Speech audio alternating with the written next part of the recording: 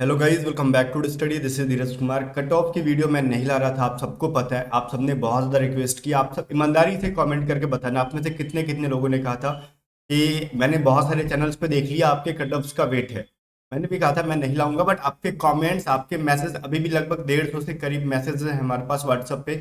मैं स्क्रीनशॉट किसी का नहीं दिखाऊंगा, क्योंकि आप कमेंट में ही कह दोगे कि सर हमने भी कहा था। इतने सारे बच्चे, देखो मेरी जो मेहनत होगी यहाँ पे, कोई भी चीज़ फालतू की बातें नहीं, मैं शिफ्ट वाइज बताऊंगा। बस आपके प्यार की वजह से, मैंने कुछ लोगों की वजह से कहा था कि चलो हटाओ, हम कट ऑफ की वीडियोस नहीं बनाएंगे। अदरवाइज बार बार कहा जा रहा था ना, इधर उधर से कि ज्ञान दे रहे हो वैसे वैसे। तो मैंने हर बार जो कट ऑफ बताई है वो ऑलमोस्ट जाती है। बट एक चीज मैं बताऊं, इस बार जो मैं कट ऑफ की वीडियोस बना रहा हूँ, हम पिछली कट ऑफ को नहीं फॉलो करेंगे, क्योंकि एयरफोर्स ऐसा एग्जाम है ना कि वो पिछली ट्रेंड को फॉलो नहीं करता। आप देख लो कभी भी जाके, कट ऑफ की वीडियोस अभी तक 100 से ज्यादा, 17 तारीख को एग्जाम खत्म हुआ, आज 21 तारीख है। तो इतने दिन में मैं चाहता तो आपको 17 तारीख के इवनिंग में 18 तारीख को बना देता, बट इतने दिन में 100 से ज्यादा वीडियोस बन गई होंगी। बट हर कोई पिछला रेफरेंस ले रहा है, ठीक है। आपको पिछला रेफरेंस से कोई मतलब ही नहीं है भाई, रेफरेंस लेना ही नहीं है पिछली बार से। एयरफोर्स के अंदर अलग अलग सीन होता है हर बार।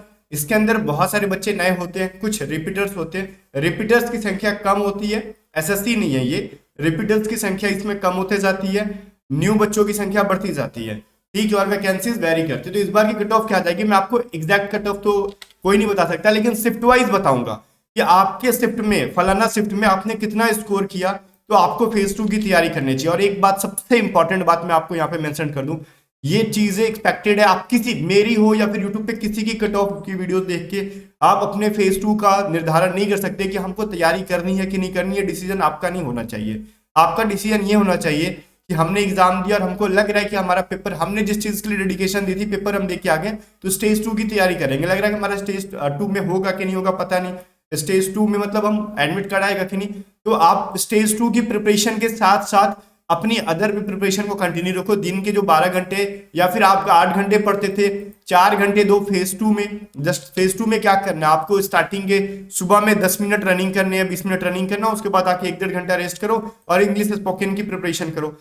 2 से 3 घंटा आप टाइम दोगे, हो जाएगा आपका स्टेज 2।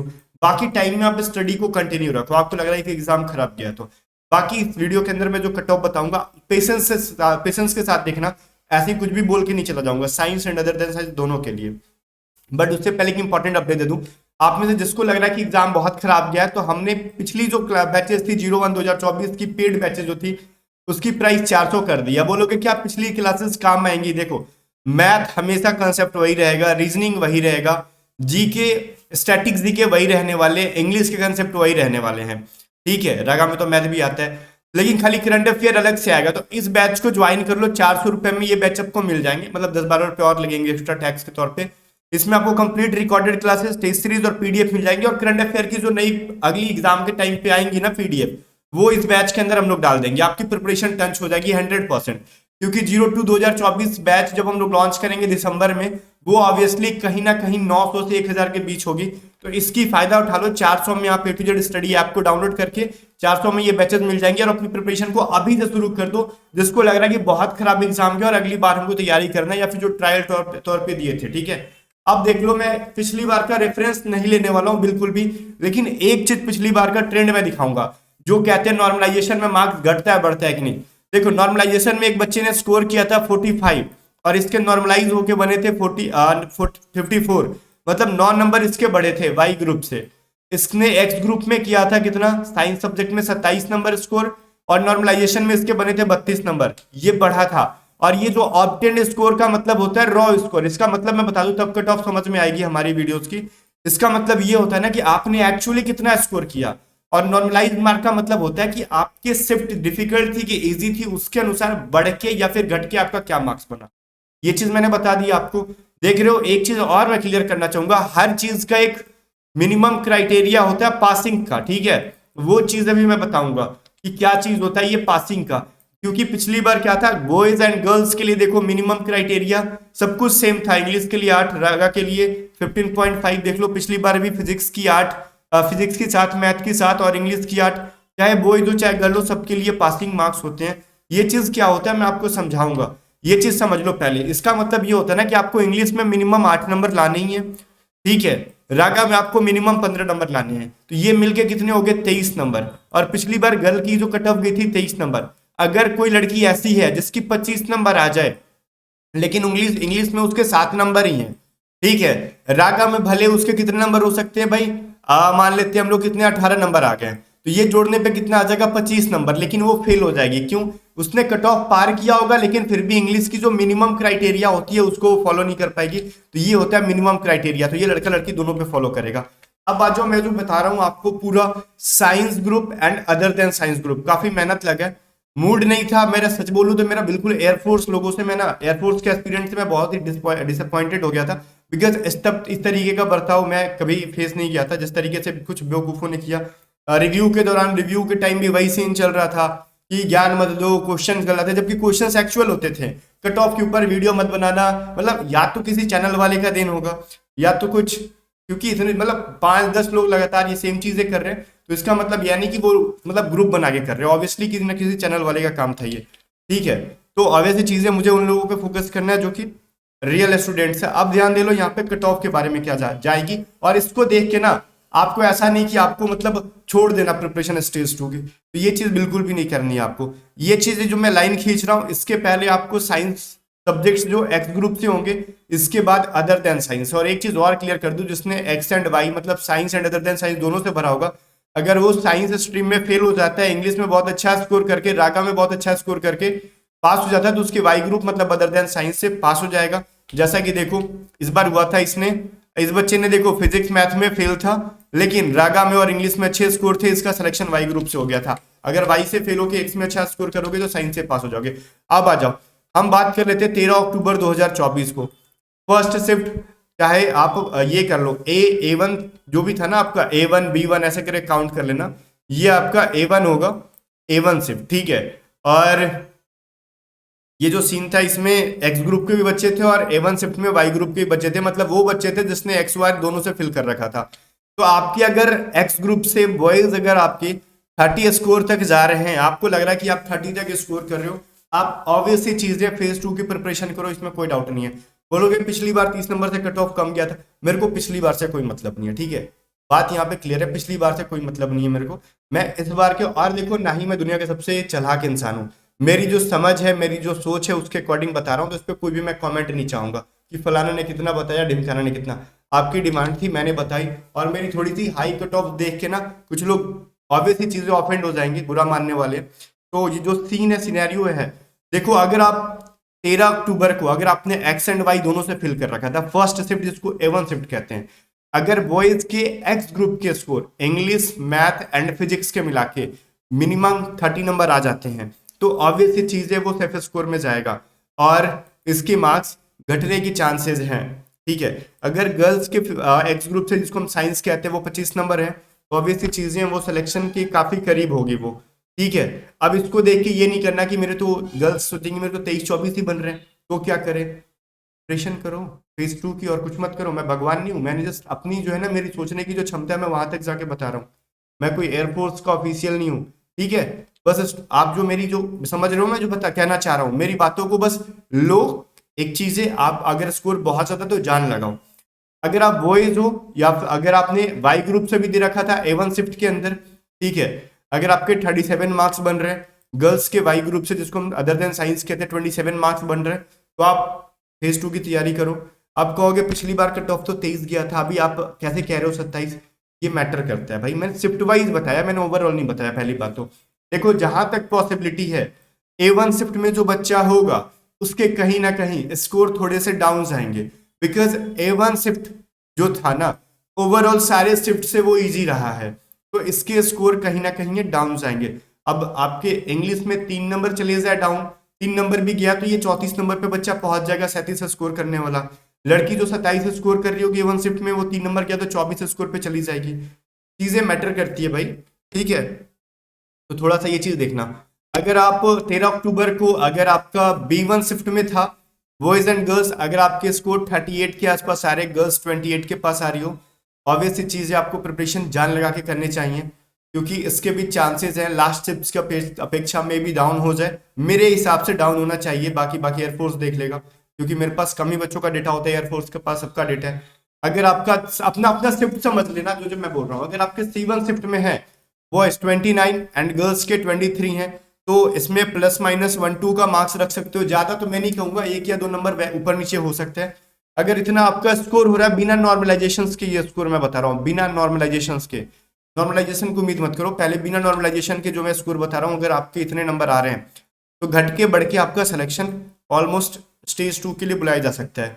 ठीक है, बाकी C1 शिफ्ट के बारे में बात कर लें। C1 शिफ्ट जिसका 13 अक्टूबर को था, वो इधर 35 आ रहे, 35, गर्ल्स के 26 आ रहे हैं, तो ऑब्वियस सी चीज है, आपको स्टेज 2 में जान लगानी चाहिए। अब एक चीज देखोगे ना, मैंने ये बताया वाई ग्रुप में A1 में 37, B1 का मैंने ज्यादा बता दिया, C1 का मैंने बहुत कम बता दिया, दोनों से चीजें वेरी की। A1 शिफ्ट में देखो, वो तो ठीक था, इजी था, रागा में इंग्लिश मतलब इंग्लिश तो बहुत अब इजी थी, B1 शिफ्ट की भी इंग्लिश इजी थी, लेकिन रागा जो था ना, वो रागा भी इजी था, और मतलब A1 का और B1 का काफी लेवल हद तक सेम था, फिर भी मैंने इसके 1 नंबर ज्यादा इसलिए बताया क्योंकि B1 में फर्क क्या होता है ना, B1 शिफ्ट में या फिर B शिफ्ट के अंदर सिर्फ वाई ग्रुप के बच्चे रहे थे, जिसको हम अदर देन साइंस के नाम से जानते हैं, और ये बच्चे वो हैं जिनका पूरा का पूरा फोकस्ड वाई ग्रुप पे रहता है, तो वो कहीं ना कहीं A1 ग्रुप के एवरेज बच्चे से, C1 ग्रुप के या फिर A ग्रुप के जो वाई ग्रुप से फॉर्म भरने वाले हैं, C ग्रुप में जो वाई ग्रुप से फॉर्म भरने वाले हैं, सी बैच में, तो वो कहीं ना कहीं बी बैच के बी शिफ्ट के अंदर जो बच्चे होंगे, ठीक है, A1 और C1 वाले से बी वाले काफी स्कोर करेंगे रागा के अंदर। चीजें मैटर करती है, मैं एवरेज बच्चों के ले रहा हूं, मैं टॉप रैंकर्स की बात ही नहीं कर रहा हूं, जो एवरेज बच्चे होते हैं वो। इसके पीछे का रीजन ये होता है जनाब कि वो पूरा का पूरा उनका डेडिकेशन रागा पे होता है, उनको मैथ का टेंशन नहीं होता, उनको फिजिक्स का नहीं होता। अब ये जो एक्स वाई दोनों से भरते हैं वो बीच मझधार में आ जाते हैं, यही रीजन है कि आजकल एक्स की कट ऑफ बहुत ज्यादा डाउन जा रही है, क्योंकि ना तो उनका बढ़िया से math Y group X group का प्रिपरेशन हो सकता है, ना तो रागा प्रिपेयर होता है, दोनों चीजें एवरेज रह जाती हैं, और वाई ग्रुप वाले क्या होता है, वो फोड़ चुके होते हैं, और सिर्फ जो एक्स ग्रुप से फील करते हैं उनका मैथ फिजिक्स ठीक होता है, ठीक है, वो भी बहुत कम बच्चों का होता है। बाकी एक बार इसका स्क्रीनशॉट लेके अपनी बैचेस देख लो, इसमें जो भी मैंने बोला। अब शुरू से मैं बताता हूँ, अगर मैं सिर्फ अभी एक्स ग्रुप के बारे में बता रहा हूँ, अगर आप A1 शिफ्ट में हो तो देखो 13 अक्टूबर को तो आपके इतने स्कोर, अगर आप 14 अक्टूबर को A2 शिफ्ट में हो तो बॉयज के 29, गर्ल्स के 24, अगर आप 15 अक्टूबर के A3 शिफ्ट में हो तो बॉयज के 28, गर्ल्स के 23, और ये शिफ्ट डिफिकल्ट रहे, इसमें नॉर्मलाइजेशन में मार्क्स बढ़ने की चांसेस ज्यादा है, और 16 अक्टूबर को जो मैंने बोल्ड कर रखा वो डिफिकल्ट को कर रखा।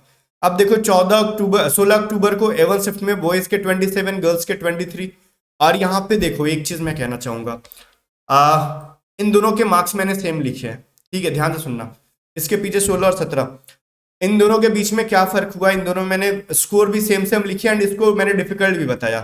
देखो 16 अक्टूबर को जहां तक मुझे पता है ना, इसके अंदर इंग्लिश थोड़ी इजी थी, 17 अक्टूबर का इंग्लिश जो है वो थोड़ा सा लेवल बढ़ा था, लेकिन बच्चे ऐसा कह रहे थे कि मैथ फिजिक्स ना 16 अक्टूबर की अपेक्षा, मतलब एक तरीके से जिस तरीके से बच्चों का रिस्पॉन्स रहा, 16 अक्टूबर को जो बच्चे का रिस्पॉन्स रहा वो मतलब कह रहे थे ठीक है हमसे बना, लेकिन 17 वाले काफी खुश लग रहे थे। बहुत ज्यादा बच्चे खुश लगने का मतलब ऐसा नहीं कि खुश हो तो आपका इजी या डिफिकल्ट है, तो कहीं ना कहीं इसके इंग्लिश जो थी वो इजी थी, बट फिजिक्स मैथ ने थोड़ा सा लिया था, और इसमें चीजें लगभग इंग्लिश के साथ मैथ फिजिक्स भी एवरेज था। मतलब आप चीजें अगर आपको समझ में नहीं आ रही जो मैं कहना चाहता हूँ, तो अपने अपने स्कोर पे फोकस करो, क्योंकि वो हर चीज आप समझ जाओ ये पॉसिबल नहीं होता, ठीक है। अब यहाँ पे C1 शिफ्ट में एक्स ग्रुप के देख लो, ये सीन रहा, अगर आपका C1 शिफ्ट में अगर आपका ये रहा 13 अक्टूबर को, 14 अक्टूबर को आपका C2 शिफ्ट के मार्क्स ये हैं, वो B का मतलब बॉय, G का मतलब गर्ल, और 15 अक्टूबर को C3 शिफ्ट में आपका ये स्कोर होगा एक्स ग्रुप की, 16 अक्टूबर को C4 शिफ्ट में आपका ये होना चाहिए बॉयज एंड गर्ल, C5 है ना, ये C5 में आपका ये होना चाहिए स्कोर बॉयज एंड गर्ल्स 17 अक्टूबर को, ठीक है। अब ये जो है वाई ग्रुप से जिसने जिसने फिर एक्स एंड वाई में दोनों जो वाई ग्रुप के बच्चे उनके बारे में बात कर रहा हूँ। अगर आपका 13 अक्टूबर को A1 शिफ्ट का ये स्कोर है, 14 को A2 शिफ्ट का ये है, A3 शिफ्ट का ये स्कोर बनना चाहिए 15 तारीख को, 16 तारीख को आपका ये स्कोर बनना चाहिए A4 शिफ्ट का, और A5 शिफ्ट जो कि 17 अक्टूबर को था ये स्कोर बनना चाहिए। बाकी स्कोर देखो, मैं स्कोर बोलूंगा तो गड़बड़ हो जाएगा, इतना ज्यादा बोलना पड़ रहा है, शिफ्ट ये सभी चीजें बोलनी पड़ रही है मेरे को। बाकी देख लो 13 अक्टूबर का B1 शिफ्ट का स्कोर ये होना चाहिए मिनिमम, ठीक है, मिनिमम मैं कह रहा हूँ, मैक्सिमम की बात नहीं कर रहा। 14 अक्टूबर को B2 शिफ्ट का ये हो गया, B3 शिफ्ट 15 अक्टूबर को काउंट किया गया था, ये होना चाहिए बॉयज एंड गर्ल्स। फिर आपका 16 अक्टूबर B4 शिफ्ट, एंड यहाँ पे 17 अक्टूबर B5 से। तो बाकी C1 देख लो आपका 13 अक्टूबर को C1 वाले, ये रहा आपका C2 वाले 14 अक्टूबर, C3 वाले वाई ग्रुप से इतना स्कोर होना चाहिए बॉयज एंड गर्ल्स, C4 16 अक्टूबर का इतना स्कोर, 17 तारीख को आपका C5 एंड इंड हो गया ये, ठीक है। मतलब यहाँ पे देखो मैंने जहां पे C1 का 35 बताया था, C5 का 32 बोला, इनके मार्क्स आराम से ना 5 नंबर या 7 नंबर तक भी बढ़ेंगे, इसमें कोई डाउट नहीं है। जो C वाले हैं ना 7 नंबर 8 नंबर भी बढ़ने वाले मेरे हिसाब से, जो मैंने देखा इस बार एनालाइज किया। इंग्लिश का लेवल भी इसमें ठीक ठाक रहा, डिफिकल्ट तो नहीं था, एवरेज था, बाकी इनका इजी रहा, इनका इंग्लिश एवरेज रहा। जो जिसमें जिसने जान लगाई होगी इंग्लिश में वो कर रखा होगा, रागा भी मतलब चीजें लास्ट में जाते जाते कैलकुलेटिव होते गई। तो बाकी जो है बॉयज एंड गर्ल्स मैंने बता दिया। अब देखो जो जो मैंने बोल्ड कर रखा है, एक तो यहाँ पे मेरे को डिफिकल्टनेस दिखी, ठीक है, यहाँ पे C2 जो है ना एक्स ग्रुप की, A3 मेरे को दिखी एक्स ग्रुप की, A5 मेरे को दिखी एक्स ग्रुप की, C5 दिखी मेरे को एक्स ग्रुप की, सबसे डिफिकल्ट शिफ्ट की बता रहा हूं मैं। और यहाँ पे देखो C3 मेरे को दिखी वाई ग्रुप की सबसे डिफिकल्ट, और C5 मेरे को दिखी वाई ग्रुप की डिफिकल्ट, ठीक है। तो अब जो ये सीन है मैंने आपको बता दी, मेरी वीडियो थोड़ी सी बड़ी बनी क्योंकि मैंने हवा हवाई कुछ भी नहीं बोला ना, आया वीडियो पे और हाँ लो इतना इतना। भाई ये देखो, अगर मैं ये बोल देता हूँ ना आप एक्स ग्रुप से इतना स्कोर कर रहे हो, वाई ग्रुप से इतना स्कोर कर रहे हो, शिफ्ट वाइज है, मैटर करता है भैया, इतना इजी नहीं है बोल देना कुछ भी, ठीक है, शिफ्ट वाइज मैटर करता है। अब मैं बोल दूं कि चलो ठीक है, जिसके मैंने शुरू वाले शिफ्ट को देख के बोल दिया चलो ठीक है 37 नंबर इसमें जा सकता है, कि जिसके 37 नंबर बन रहे हैं वो हो जा। भाई ये A1 शिफ्ट के बारे में कह रहा हूँ, अगर अगर मैं बोल रहा हूँ ना, अगर स्कोर आपके ना A3 शिफ्ट के अंदर वाई ग्रुप में 33 भी हैं, A5 में अगर वाई ग्रुप से C5 ग्रुप में 32 भी हैं, आप प्रिपरेशन पे जान लगाओ, ऑलमोस्ट हो जाना आपका। लेकिन मैं ये नहीं कह सकता कि 30 वाले आपके नॉर्मलाइज होकर 30 स्कोर भी हो जाए तो आपका सिलेक्शन हो जाएगा, ऐसा होने की पॉसिबिलिटी मेरे को बिल्कुल नहीं लगती। बाकी देखो फाइनल जो होगा वो तो एयरफोर्स ही करेगा।